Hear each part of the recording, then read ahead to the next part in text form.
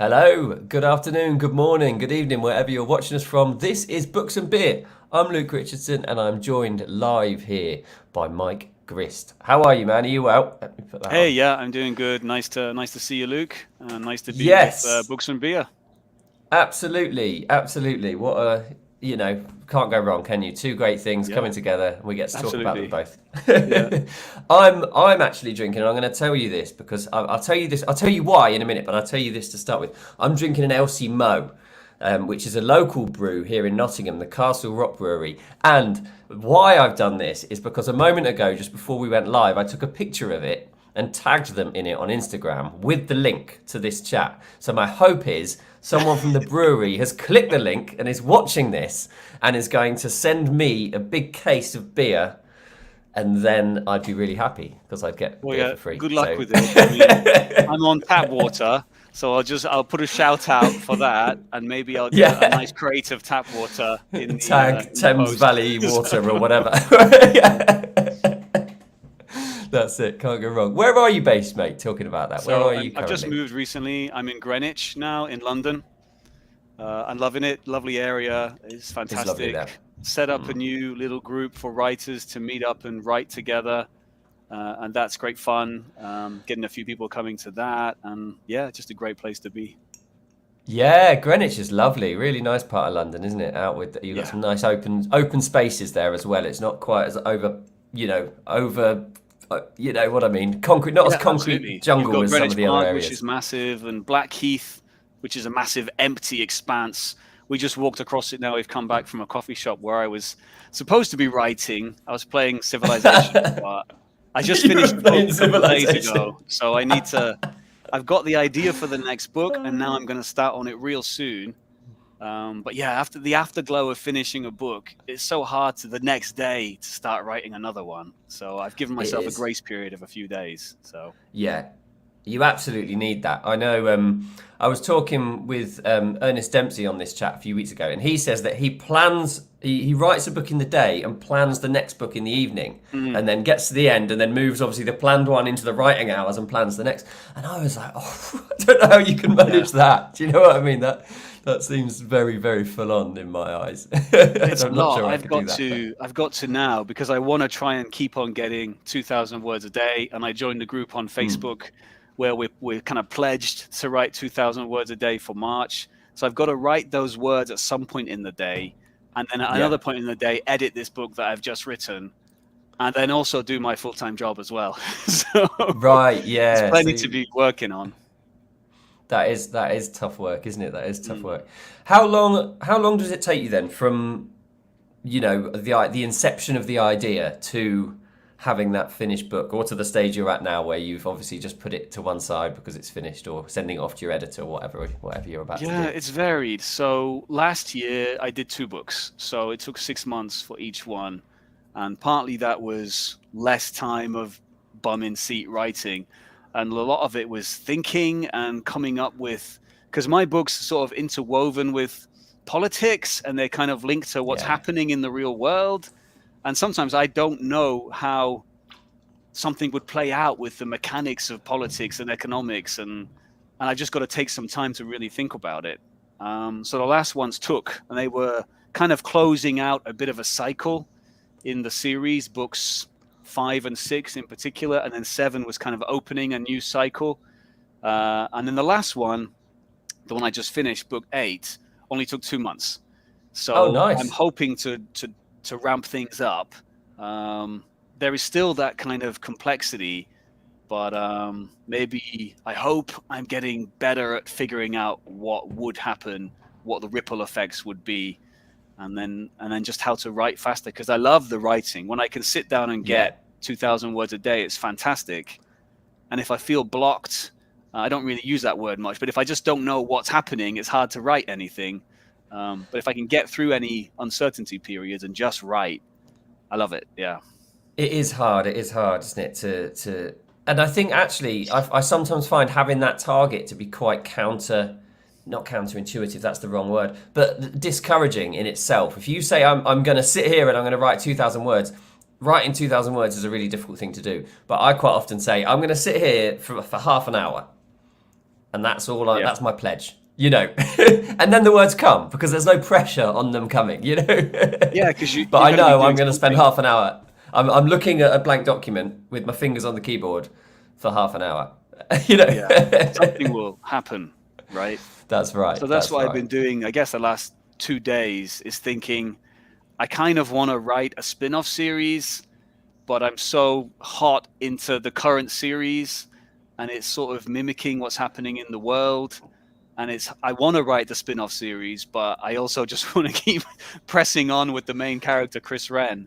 So maybe Yeah. I'm just going to push forward and get into 9. And then after 9, maybe it's time for a spin-off book. So who is Chris Wren then? Your main character, your protagonist. Let's Yeah, talk about him. he's ex-CIA, Black Ops operative, who was sent around the world to bring down cults, cartels, jihadi groups, all kinds of different things using sort of psychological mind tricks. And he gets this sort of deep knowledge from his deep background.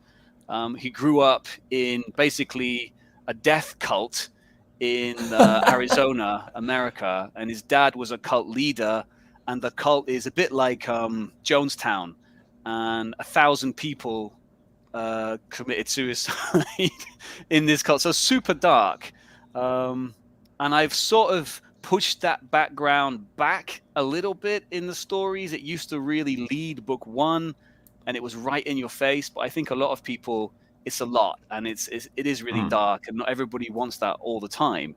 So it's absolutely there and it is his character, but it's just a bit more in the background now. And he's a bit more of an in control man than he was at the beginning when he was a bit wild and a loose cannon. And he's still sort of, I would call it, chaotic good. He follows good precepts, but he gets there kind of in chaotic ways. Whereas before he that was a makes bit great more characters to chaotic write, evil. doesn't it?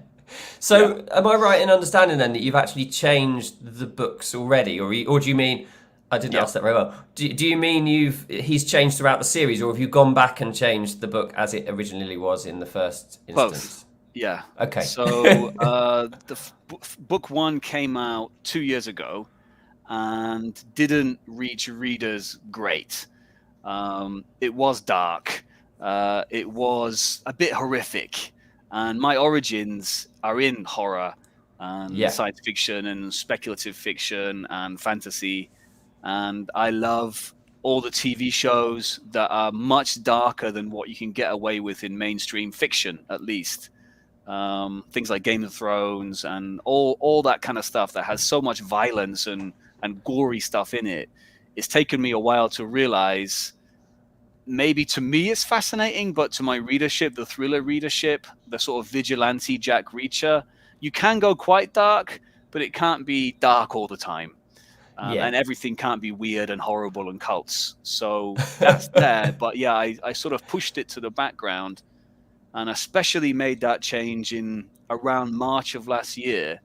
And that's when the books, because I made the change across all, like 5 of them were out then, the books kind of took off because I hit a bit more of the mainstream and I stopped putting people off with how I don't know, horrible they were in places.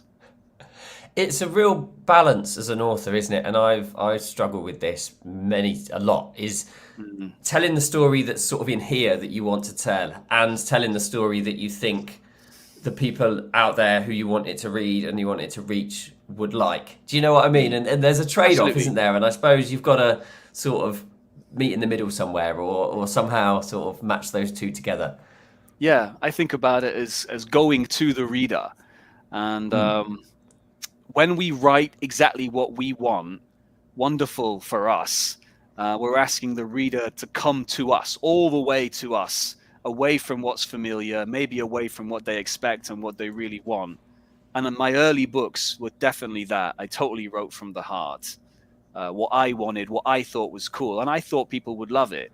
And those early books, not thrillers, different genres, really didn't sell because they were absolutely wacky and my taste, difficult, hard to get into, loads of made up words, loads of made up concepts. This is science fiction now. And part of my moving into thrillers a few years ago was to challenge myself. I mean, not only do I love thrillers, I love movies with action and adventure, but to challenge myself, can I hit a mainstream more? Can I write something where I go to the reader more than just asking them to come to me? Because asking them to come to us is like super validating for us if they come all the way and they love it. But it's validating for them if I go to them. So meet in the middle. It is. I mean, it's the same. I think in any form of creativity, you have this challenge, don't you? You can be, Justin Bieber, who makes popular music that's a bit bland and not very interesting. Or you can be that guy who plays jazz to 5 people, really avant-garde jazz to 5 people on a Friday night in some We will love it. bar. Yeah. Those 5 people love it, but they're not going to pay your bills. You know what I mean? So there is I think in all forms of creativity, you sort of find that you have to seek that balance, where do you draw balance there, Luke? Are you going to the middle? Do you feel like you're asking them to come to you? I think with my first book, Kathmandu, I wrote the book that I wanted. And I think and this is interesting, actually. There are some people who I've spoke to who think it's my best book yet, and they still think that after all these times. I think because it was so honest and it was so, it was so emotional and it was so sort of genuine, and all the things that I wanted it to be, so authentic. And since then, they have become, like you're talking, a little bit more sort of thriller-esque, a little bit more fast-paced, perhaps a little bit more conventional, I could say. Not to the bland extent, I hope, but a little bit more conventional. But I think they probably the later books could probably reach a wider audience because they are a bit more that. I think even the naming of it, Kathmandu, right? It's a place, and I've realised this more recently. It's a place that very few people probably even know about. You ask 10 people, 10 educated people around the world, probably 8 of them don't know where Kathmandu is or couldn't point it out on a map. Whereas the later books, New York, can I Google that, Berlin, notice somewhere sort of in the middle, I think. So, in the middle. I mean, whether I don't want to say, Yeah, I mean, whether I could find it without the country names on there, I don't know. I know sort of where it is, but yeah. But then the later ones, New York, Hong Kong, Berlin, Do you ever think about going back and making changes to, potentially change the title? Or because the trouble we face, I think you've got one major series, right? I've got one major series in thrillers. This is why I went back and made changes, because the latter books were becoming more mainstream as I was learning. But people like to start at book 1, and if book 1 is putting them off, they're never going to find out the new cool stuff in book 5 or 6. So that's why I went back and made changes. Have you ever thought about going back and doing that? I did re-edit Kathmandu the year before, 2020.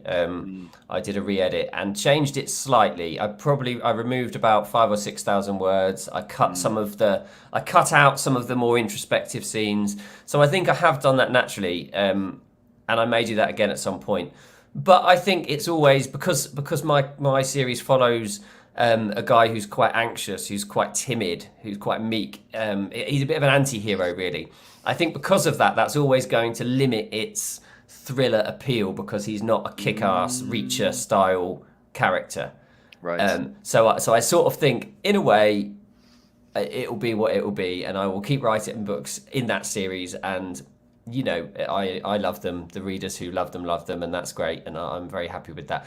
I am doing another series this year. I'm going to start writing it in the next couple of months, which is going to be more action adventure, classic, finding a MacGuffin in a pyramid, classic sort of chasing men with guns. Like indie. You know what I mean? Like, yeah, exactly. That sort of Dan Brown is what I'm going with. Won't be as long as Dan Brown. We're talking Thacker, Dempsey.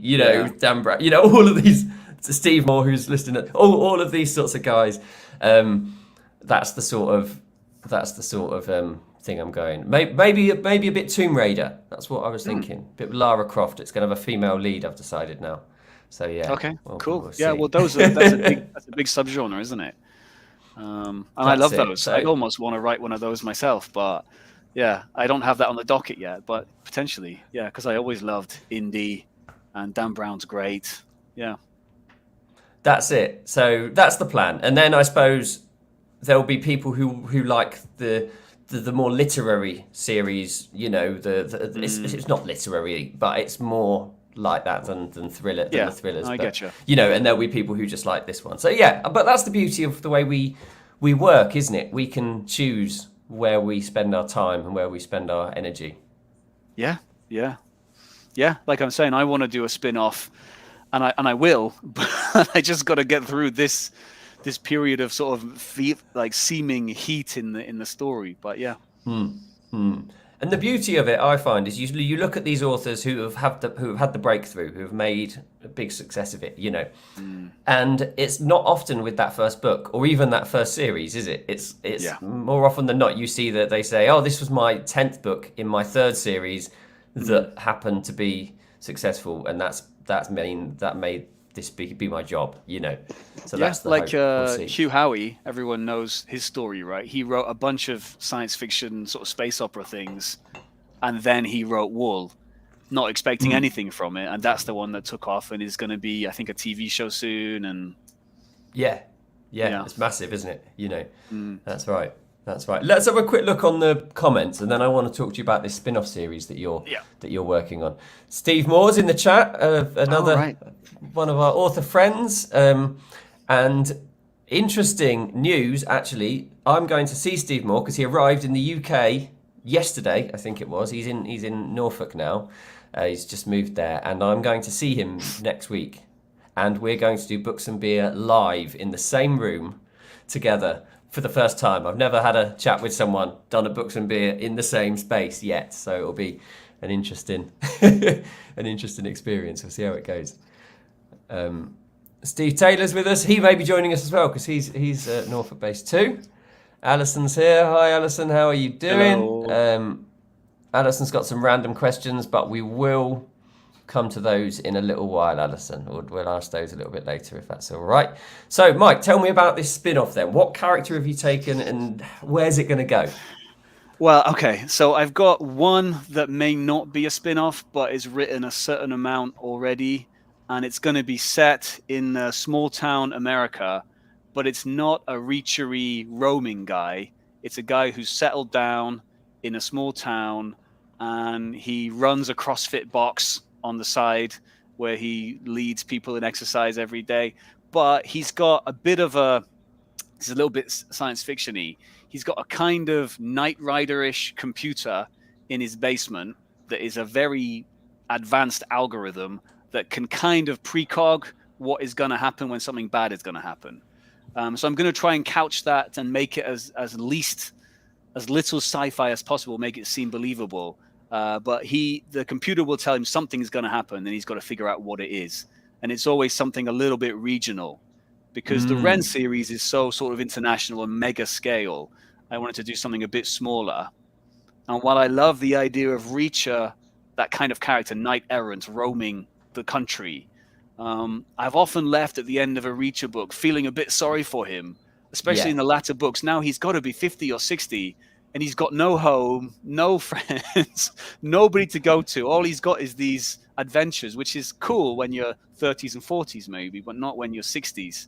So I thought, why not have a guy that's kind of settled, that can have adventures from a nice base, and then come back to that base, even while he's in the middle of the adventures. So that's one that may be in Wren's world. And another spin-off would probably be one of the villains from Wren's books, who can be twisted around to be another kind of chaotic neutral, chaotic evil, chaotic good.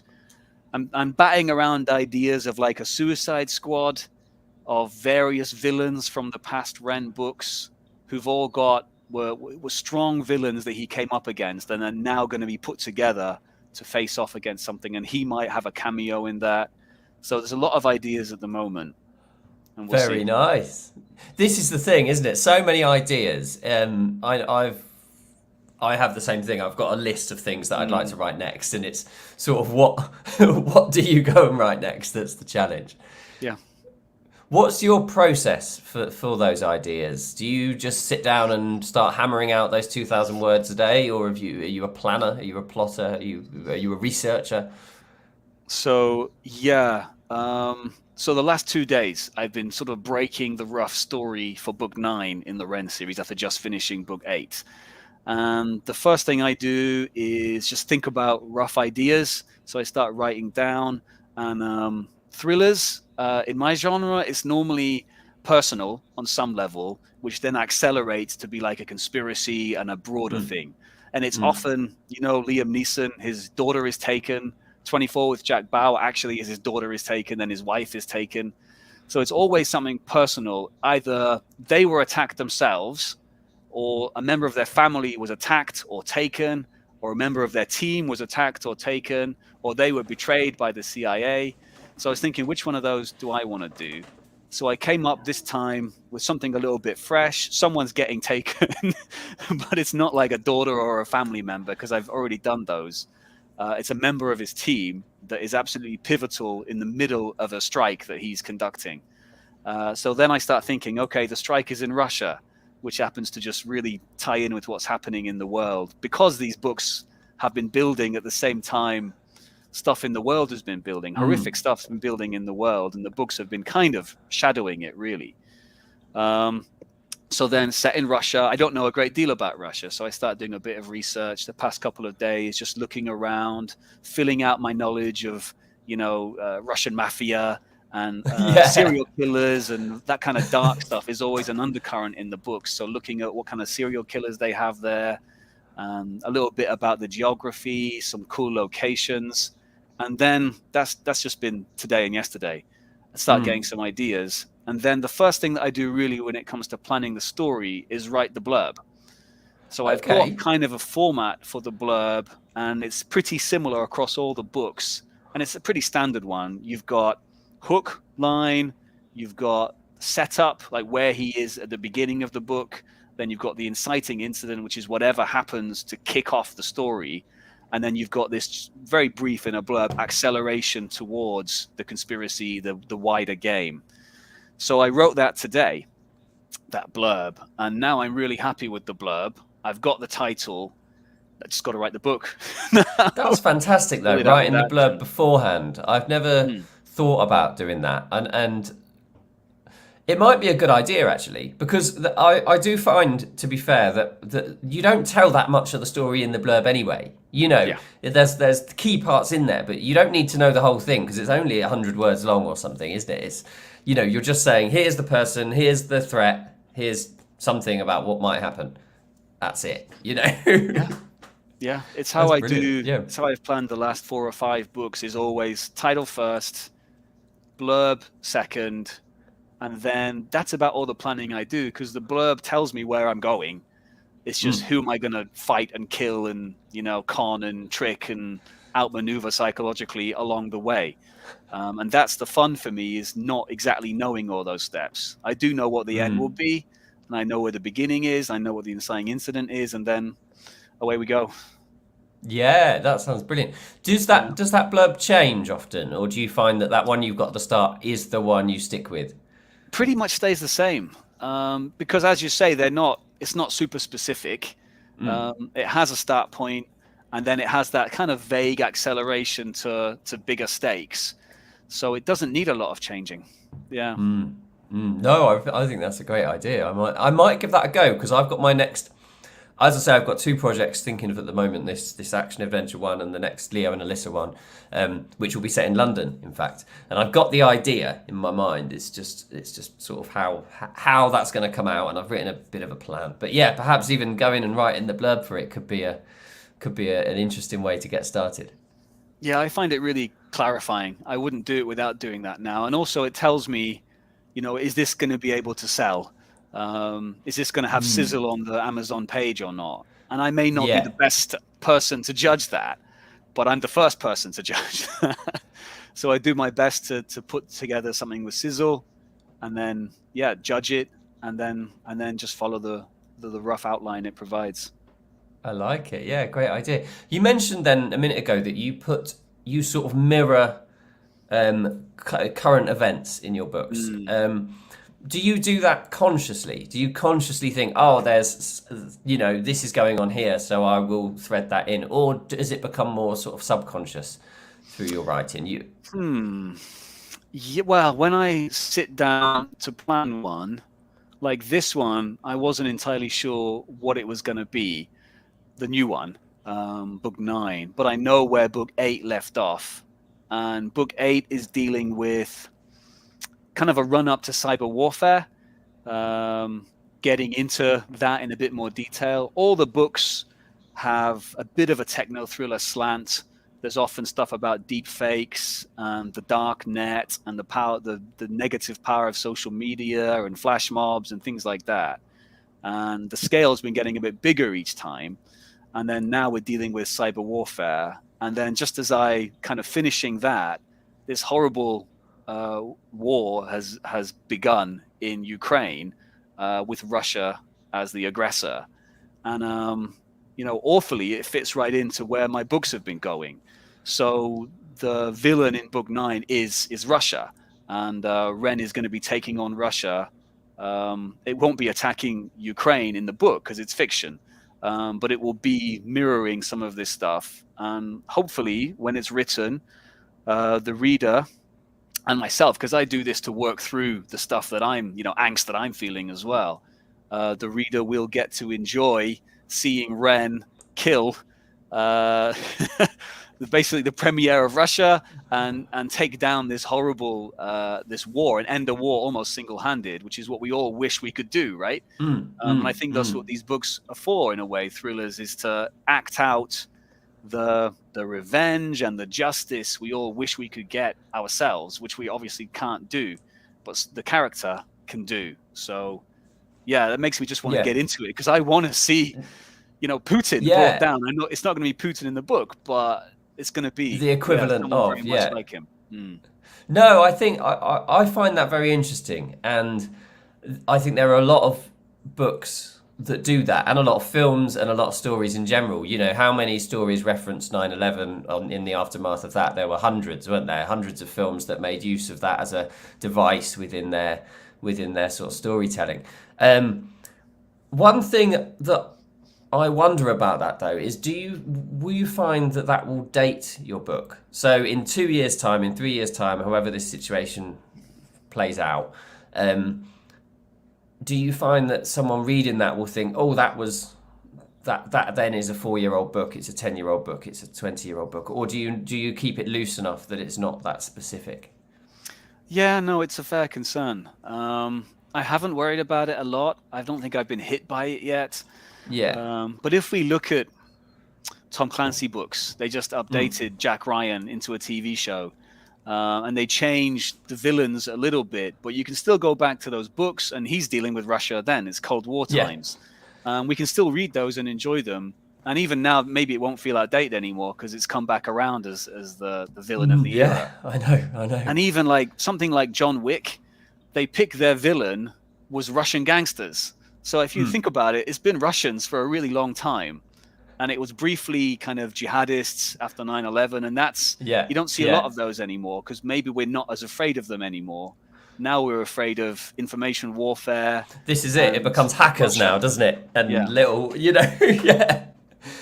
being able to trust each other and ourselves, and the war within, and media. So it's if it does date it, I think it will still be relevant for quite a while. Do you make the date clear in it then? Do you say? Oh no, it's thematically linked, but not directly. But it doesn't linked. say 5th of December 2022. Whatever. Yeah, I don't have any dates. Because some people do that, don't they? They put a date stamp at the start of the thing. Oh, it's brilliant. One of the things I do love is the Robert Galbraith mystery novels set in London. In fact, the Cormoran Strike books, written by J.K. Rowling. She writes them over a calendar year, so the whole book takes place in a calendar year, and it's very clever that the events of that story are interwoven with what's going on that year, and obviously they come out 2 or 3 years after that particular year. And the one I read that sticks in my mind was set in 2012, so it was the Olympics in London. and so they're going around all of the things that we were moaning about at that time. All the silly the lanes on the road were there, and extra tourists, and all these funny buses going around. Also, it's interesting to sort of that's a record of time. I quite like that idea that it is a little photo. It's a little timestamp. It's a little time capsule of something that's happened amid an engaging story as well. Yeah, I guess, my books have some of that in there. Sometimes things happen that, sometimes I slightly presuppose something that actually happens in the real world. And sometimes I'm echoing something that's happened. And it's pretty obvious maybe something was going to happen. So it's not like I've got this great brain for figuring out what's going to happen. But yeah, I didn't know Russia was going to invade Ukraine, and I didn't steer my books towards that. But that's kind of where they've been going this whole time. It was always going to be Russia, China, dictatorships, autocracies versus democracies, and that's where the world is, and that's where my books are right now. So, yeah, there are those bits in there. And actually, you want them to be relevant. They've got to have a relevance in the modern world that makes them interesting, doesn't it? In some way. Otherwise, they're meaningless. And actually, if our books are escapism. So if in our books the play of evil and good can be played out in a very harmless way, then great. That's the point of it, really, isn't it? Yeah, in a satisfying, achieving justice way. But you don't want it to be too on the nose either, because people don't want to escape doom scrolling about what's really happening and then dive into one of my books, which is the same thing. So I've got to try and balance a certain amount of fantasy fiction in there, and obviously the reward of the good guy winning. But yeah, it's tricky. And I remember being really inspired by 24. I don't know if you were a fan of 24 when it first came out. Yes, I love 24. Yeah. So those first 1 or 2 seasons was, I guess it was right after 9/11, and it really expressly dealt with jihadis and Islamic terror, and it was so terrifying, really, to watch that. It's a show, but you're thinking this is what's happening. Yeah. And one of the series, I think it was the second one, ended with him having arrested some white Americans who had converted and become jihadis, and they're in the jail cell, and he's asking them, why did you do this? And there's no answer at the end of that season. They don't answer. She just looks at him with this menacing look. And that's what we were all afraid of back then. We were so terrified. Why are they doing this to us? They hate us and we don't know why. And I always thought the first 2 seasons of 24 echoed that so beautifully and terrifyingly, that's what really has inspired me. I want to echo and also provide justice with also a little bit of a feeling of, oh, wow, what's going on here? Yeah, I think you're absolutely right. Do you echo what's happening in the world with your books, Luke? I don't intend to, but invariably I think I do. Because I'm living at this time and I'm absorbing things that I sort of see and hear and experience. So I don't set out to do it, but I think we all do. I think you can't not be a product of the time in which you were brought up and the time in which you live and the things that you see. How do you? I'm interested to discuss how you sort of play your main character in terms of. You don't want him to be a superhero. He's got to have limitations, I think. And I think Jack Bauer is a good example of this. We were used to, at that time, Bruce Willis jumping off a bridge onto a Harrier jump jet, clinging onto the wing, jumping off there, stealing a fire truck and race, ridiculous stunts, things that could never possibly happen, And Bauer was a lot darker than that, wasn't it? He would use. I just remember this one bit, where he's torturing someone with a drill or something. It's dark and it's gritty and it's horrible. But it's very clearly, and that's why, because it's got that element of realism. How do you deal with that in your book? Do you sort of suspend disbelief and let him do mad things, or do you sort of, is he human? Does he get hurt? Yeah, I do get dinged in my reviews for lack of realism. And I don't always know what they're talking about, because Wren is constantly getting injured.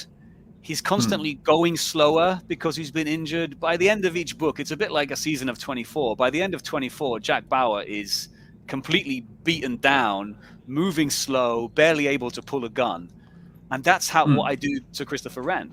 By the end of every book, basically, he is ground down, he's battered, and I think it shows. If he's been shot, which you can't really get shot and get away with it, so I have him like a ricochet or something, so it's not completely blown his leg off. If he gets shot in the leg from a ricochet, infection is setting in, he's hobbling, he's knackered, he can't do the things that he would have done otherwise. So I think I put that in there. I still get dinged that I don't. I love action adventure. I do have some of those crazy big stunts. He's often ramming planes, cars, trucks, helicopters into other planes, cars, trucks, and helicopters. So maybe it does stretch belief a bit, but that's fun. That's what I want. Big action. It's got. And there's also the sort of element of mental health, which is, I guess, one of the things that I think is happening more in the world now. We're becoming more aware of the damage of trauma and how mental damage is every bit as serious and needs every bit as much treatment as physical damage. So if you have trauma in your brain, it's as bad or worse than a broken arm. So Wren, I told you about his, horrific backstory and how it led him to where he is. But all of that affects him constantly. He's always having like mini breakdowns, not mega stuff, but he'll have a mini breakdown and get briefly incapacitated. And he has night terrors, and he suffers. Basically, in book one, he's losing his family because of the job that he does, and because of that job has driven him to be away from his family. And he's away from his family because he cares so much about achieving justice because of the trauma in his past. So I think physically, mentally, you've got to address those things, especially across a series. So some books open with him knackered, and he's got to get up to speed quickly to get into the new adventure. I like it. No, I think any book that sort of addressed that the mental side of things is a positive one. And I think that was a trick of sort of the last 30 or 40 years of literature, because if you look at earlier books, right in the 50s and 60s and earlier than that, the characters were always flawed in that sense, weren't they? They were always worried and anxious and all of the things that we talked about. But there was that point, I think, at some point in the end part of the 20th century, writers were like, no, we don't want any of that. We just want strong, powerful men beating people up, and that's it, and that's the end of that. I think maybe Rambo was like a clear demarcation line. So movie one, Rambo, he's so conflicted, and he's absolutely battered mentally in that. And I think that was, if you watch that now, it holds up completely as PTSD, which we know more about now than they did then. And he's sullen, he doesn't speak, he's getting bullied by this police chief. But then Rambo 2 and the later ones, he's just mega action hero firing like a tank gun in his arms. And you can see he's still broken, but it's much less a part of it. And it's much more big muscles and the thing and tearing up people's throats and stuff. Yeah, so I absolutely agree with you. Too much and you sort of lose the character. And you can see the opposite side of that. I've said this before in the Bond films. You look at the more current ones, the Daniel Craig's perception of them, and he has gone back to the Bond of Fleming, how he was in the books, this vulnerable, damaged war veteran, essentially, who doesn't know how to treat women. He doesn't know how to be affectionate. He doesn't know how to express his emotions. So he takes solace in violence and booze. And unfortunately, he's got a job that allows him to take solace in violence and booze. So he does all right generally. But I think it's that full circle, I think, isn't it? Things come in cycles in those those sorts of points. Absolutely. One scene in maybe it was the previous Bond movie. I guess he failed the tests that would allow him to get his 007 ranking. That's back. Right. I don't know what film. And they said something like, the woman I think who's now become 007 said, "I'll put a bullet in your knee, the one that works." So he's already got one knee busted.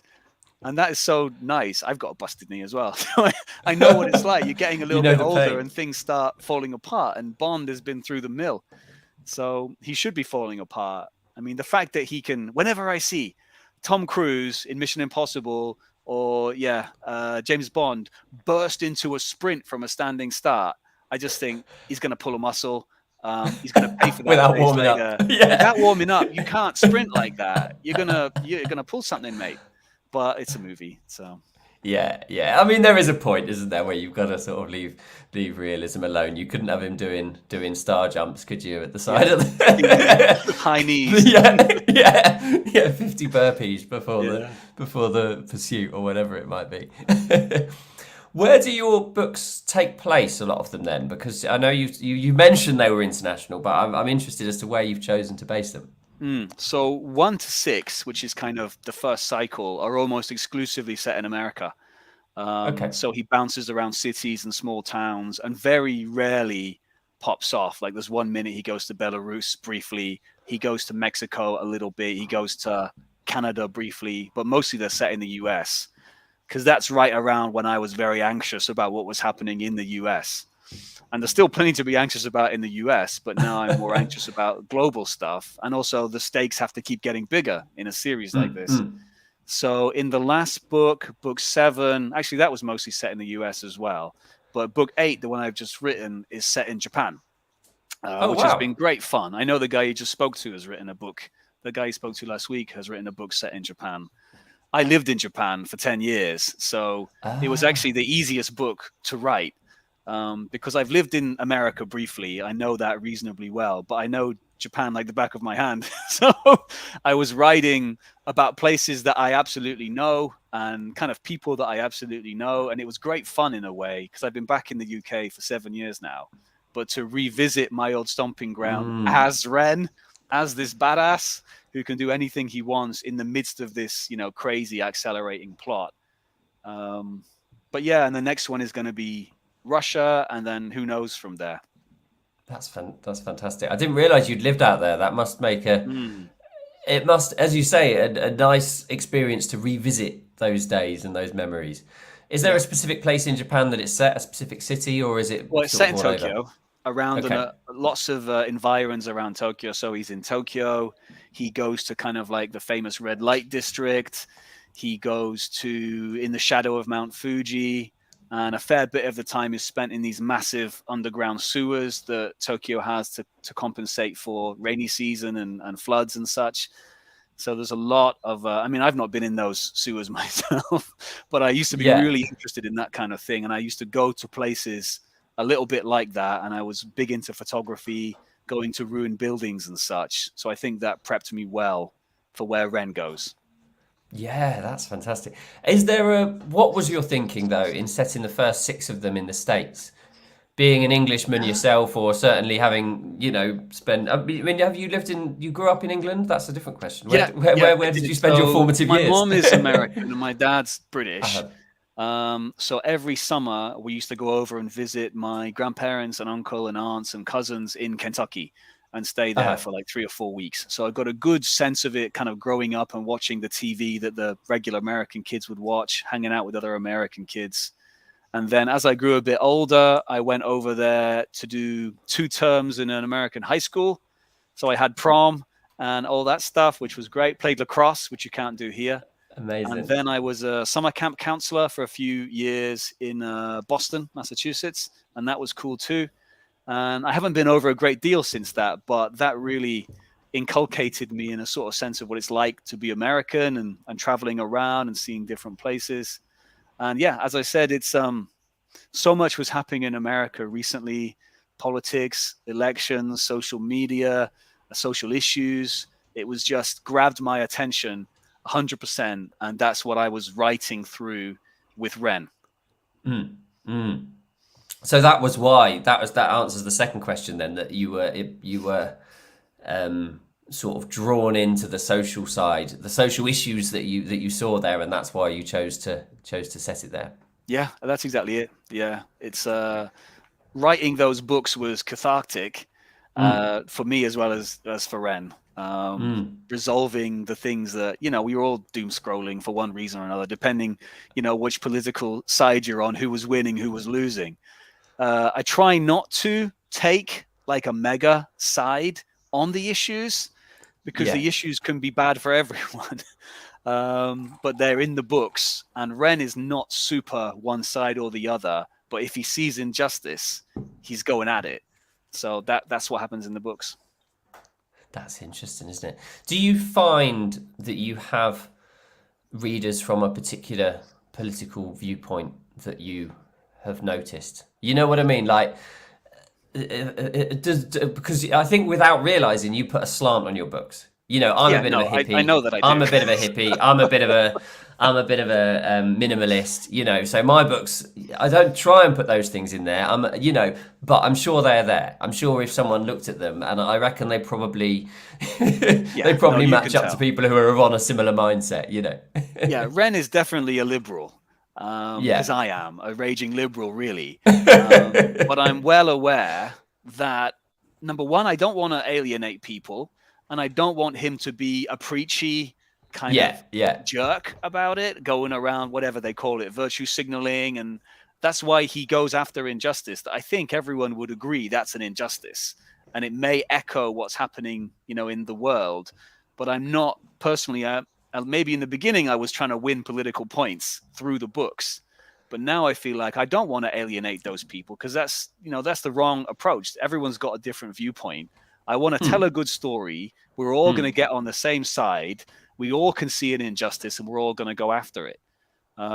So while he is liberal leaning, he's much more in the middle than I am.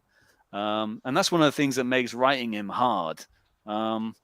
He's not only smarter than I am, so whatever solution I come up with to the problems he's facing, it's not good enough the first time around. And I've got to go around a few times to think, well, what would this genius Black Ops guy come up with as a solution? I've got to think, well, does he even really care about that the way that I do? And maybe he doesn't. He does care about, you know, obvious injustice. People are being snatched up. Violence is being done. Aggressors are hurting other people. He cares about that a lot. But sometimes he's like, you know, billionaires getting killed. I don't care that much, you know, or this is happening. Someone's being arrested. Well, maybe I don't really mind. It's not really my business. But if it's really, sometimes it's his business and he gets involved. Yeah. Yeah, I like it. And you're absolutely right about the idea of being preachy. And that doesn't make a good story at all. And I think people are very tuned to that. I think they know that, don't they? They know when they're being sort of preached to, and they are quite quick to turn off in whatever sense. You know, they're like, no, I get it, but no, I don't. This is escapism. It's got to be. Yeah, and I think, like I said, I changed the books over time, and some of that straight from the heart stuff was really trying to win political points, and it took me some time to realize, well, I don't really want to do that. I don't want to alienate people. And I'm well aware that people who read these kind of thrillers, the vast majority of them are coming from sort of middle America. And they probably do lean Republican. They lean conservative. They lean gun rights. They lean religion. So I want to respect all those things. Even if I personally don't always agree, Wren will walk the line between them. That's the goal. That's exactly it. And you don't have to agree, do you? That's irrelevant, really, your own beliefs in that sense. And I suppose it comes back to the conversation we were having earlier about the book that's in here matching up to the people who need it. And it's about putting that pinch of your attitude in it while still telling an amazing story. And I also think that we forget as writers how quickly people read. And I know I read quickly, you know, probably slower than, I mean, Alison reads one of my books in about 4.5 hours. Takes me 4 months to write, and she reads it in about 4.5 hours. Amazing. But I think at that pace, at that speed, I don't think those nuances are as noticeable, is the point I'm making. You know, we might agonize over something that isn't even picked up on by someone reading it, you know. Yeah, absolutely. But also, I guess we throw in a small thing but yeah, for them it's gone in seconds, so they're on to the next thing straight away. Yeah. That's it. Yeah, yeah. And we've thought about that, haven't we? You know, that particular bit of conflict or that point Yeah. of whatever it is. Let's have we're almost at 50 minutes, and I don't want to go over an hour. And Sure. Alison's asked a couple of good questions. She always does. I like her questions. And this is a good one actually. What routine do you do before you sit down and write, or what is your sort of writing routine? You mentioned earlier going to a cafe. Is that your normal writing place, or do you write at home as well? Yeah, if I can write in a cafe, then I'll sit down in the cafe and start writing, which is the best. This is why you go to a It's cafe, because lovely, isn't it? you don't Yeah. procrastinate.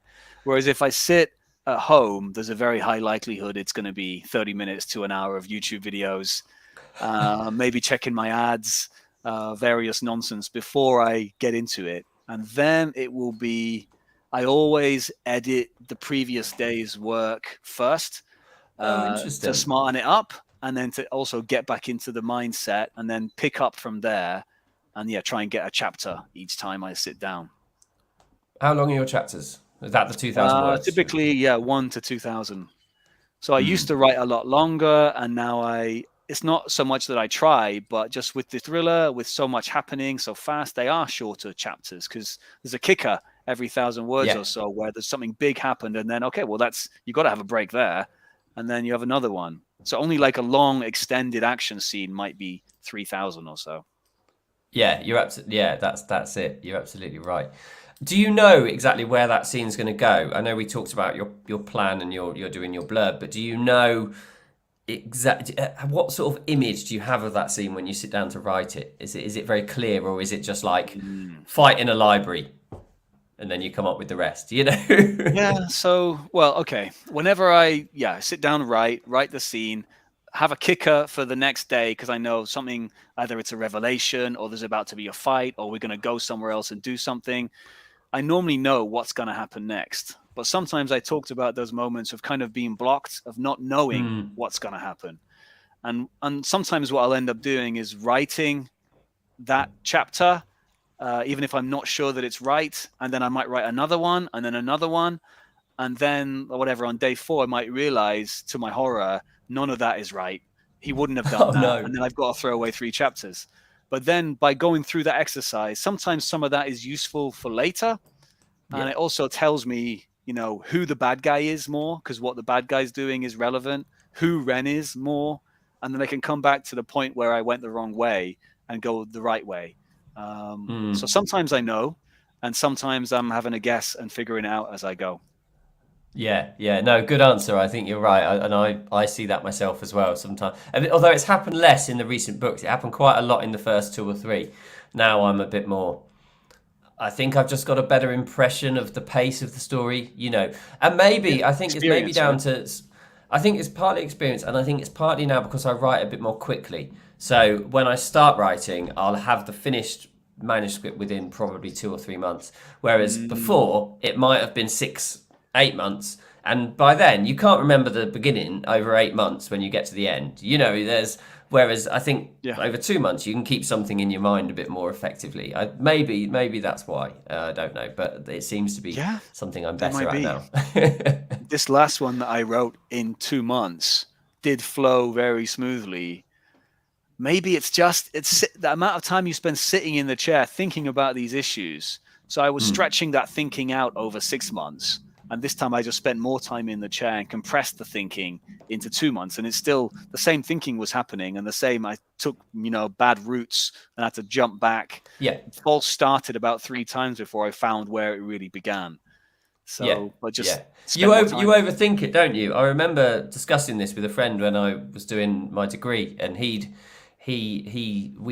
I did my dissertation over the course of months. I did 100 words every week or something bonkers like that. And he just sat down and wrote it in 3 days, and he ended up doing better than me. And he said, and I thought at the end that was the way to do it, because he knew what he was doing and just did it. Whereas I was like just chipping away for ages and just got lost in a fog of, random stuff and whatever. Do you have the vision or not? And sometimes I used to think more about writing as like sculpture, Yeah. You're chipping away at a block, and if you're a pantser who doesn't have it absolutely all planned out, you don't know exactly what you're going to find, but you'll know if you've chipped the wrong bit, and then you've got to go back and re-chip or fix it or something. So finding out that shape in the stone is a bit similar to how I write, and figuring out, what the shape of the story is. That is true to the bad guy's character and what they would do, and that is true to Wren and what he would do. And that's part of what makes it fun as well.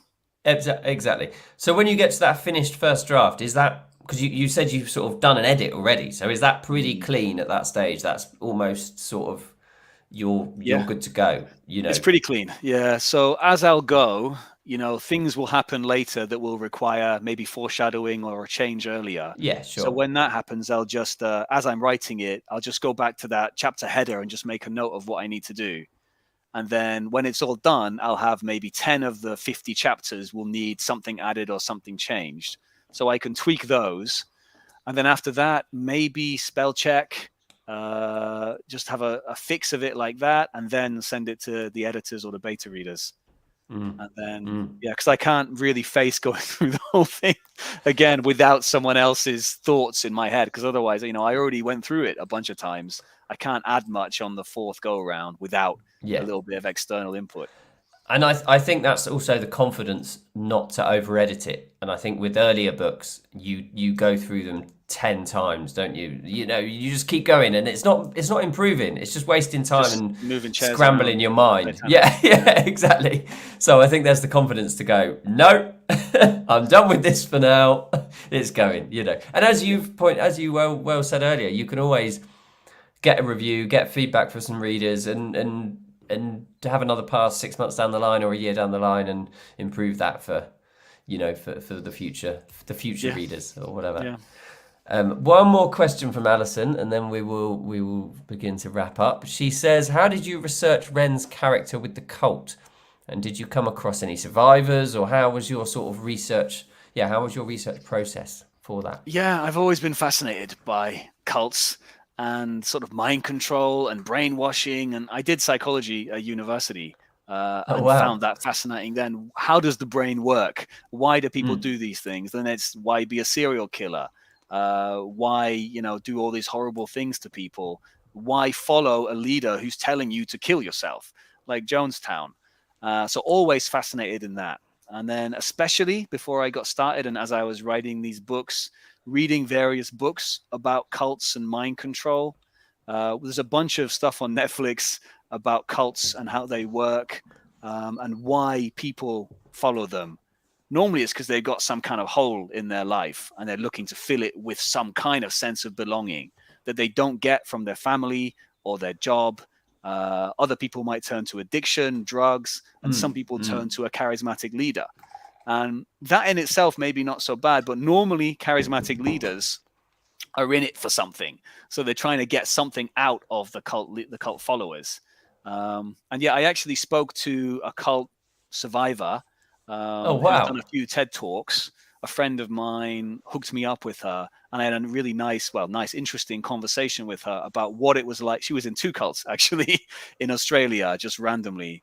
What it was like to be in the cult leader's presence, why everybody followed him, circles within circles, right? There's the outer circle, the inner circle, and you get points and rewards, and you do things. It gets you closer to this person that has the magnetism that fills the hole in your life. And you're willing to do more and more to appease that person in order to be closer to them.